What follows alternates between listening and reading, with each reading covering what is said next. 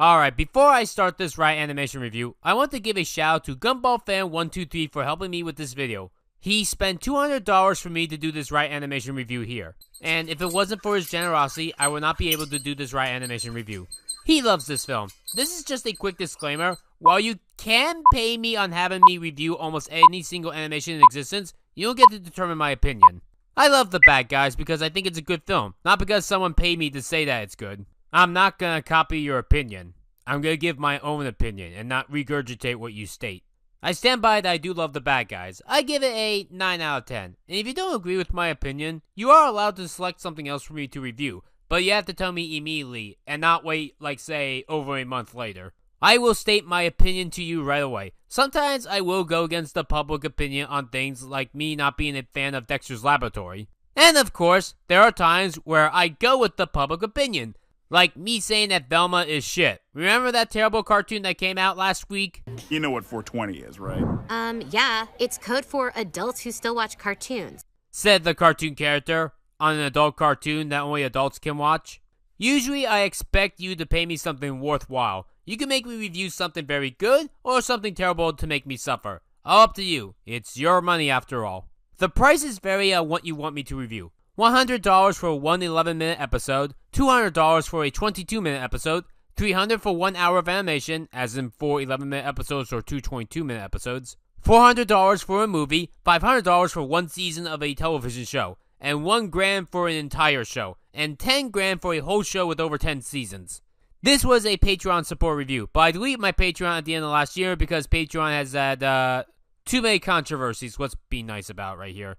I gave the person that was paying me this a 50% discount since this was my first paid review ever.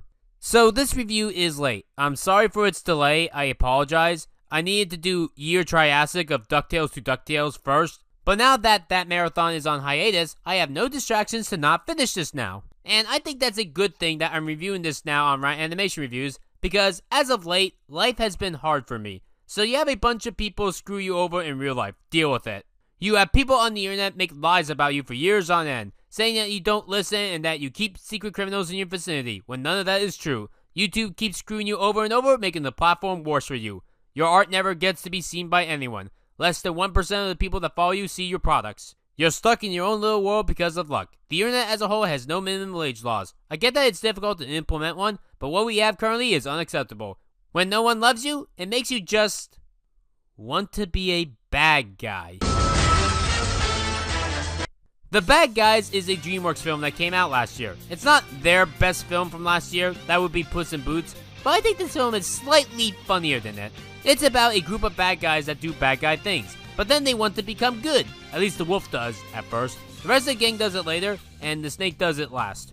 That's more or less it. Simple as that. Creatures in existence that the human race fears because of appearance.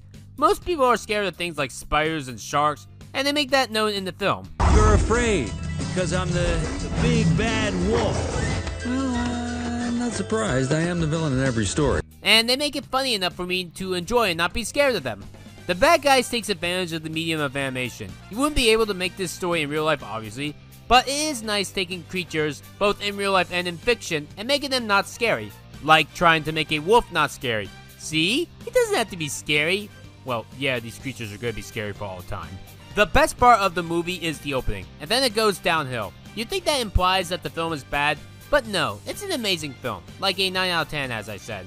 It's just that I feel like the best part of the film is the opening. Not saying that the rest of the film isn't good, because it is good. Webs, you feel like a girls' trip? Yes. I want to go on the girls' trip. Honestly, if the whole film was just the opening, I wouldn't complain. It's a minute of Wolf and Snake just talking, and the whole film tells a bunch of funny jokes. So you can taste air? What else you got? Forget about it. Can you also hear color? Can you see sound? I'm a sucker for scenes of characters spilling off each other shooting the breeze. We don't always get enough of these kinds of things. It's like the first 8 minutes of Lucky Star where they talk about food and nothing else. But now we see something like that on the big screen. And the whole film has jokes throughout it. I'm having a baby! Oops, I forgot, I'm not pregnant. My baby! The Bad Guys do have some bad jokes, like calling the meteor a butt or anytime that piranha farts. It also has some cliches, like the friendship breakup or Act 2 or Act 3 breakup, wherever you want to call it. It's not that bad here, but it's still a problem because they come back 10 minutes later and they're friends again. Though, do you guys notice that the setting for it looks similar to My Little Pony the movie when it did its own breakup on a dark, gloomy beach? Weird. And then there's Marmalade. While I don't think he's the greatest villain DreamWorks has ever made, especially when Death from Puss in Boots 2 came out later in the year being infinitely better, I do at least like what Marmalade represents, even if he's just a guinea pig. Yeah, it's hard for me to take a villain seriously when they are some kind of cute animal that does not normally become vicious, even if that's the intention.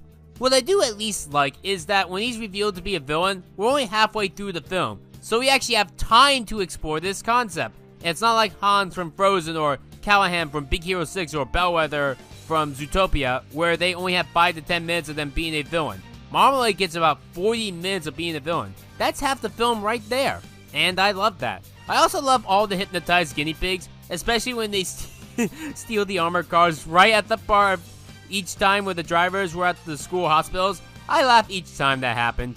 And yes, the animation of this film rocks. DreamWorks has been doing this unique style more as of late, and I love it. Less trolls and Boss Baby. More The Bad Guys and Puss in Boots The Last Wish, please.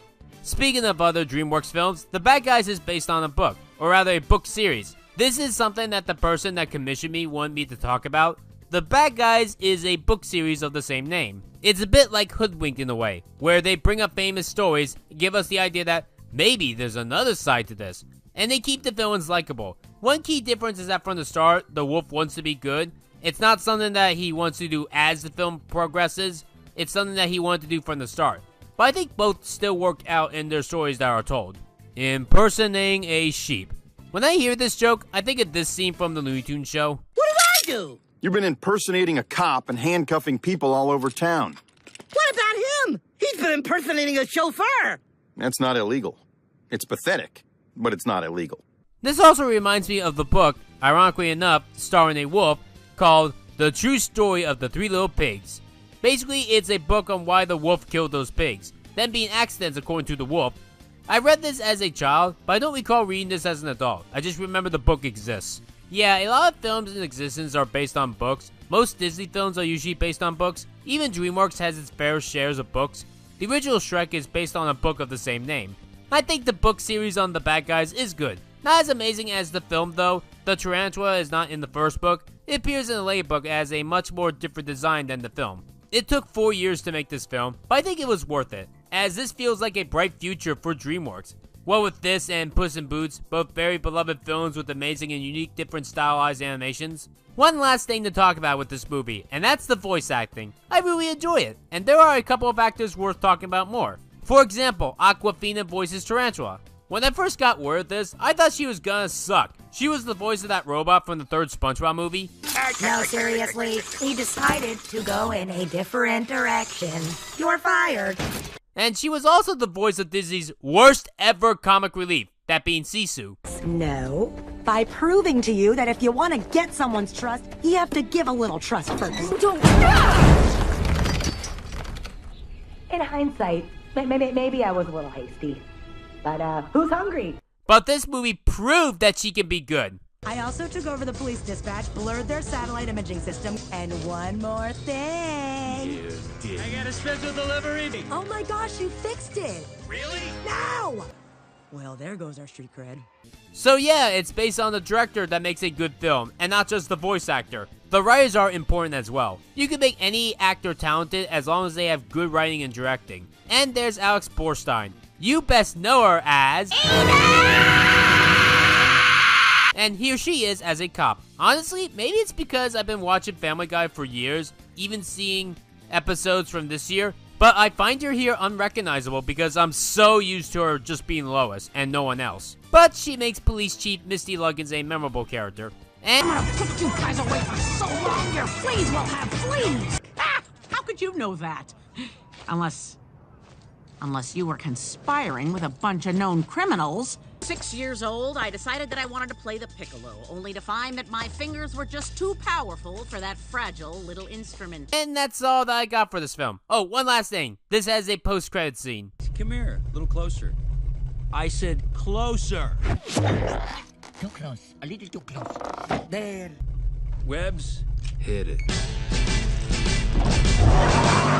So yeah, if you guys love me talk about this film, why don't you go support me on Ko-fi to make more Ryanimation reviews like this? If you support me on there, you'll get access to my Discord. Thank you for watching, and thank you again Gumball Fan 123 for sending me $200 to review this movie. Rebecca Starlight, out.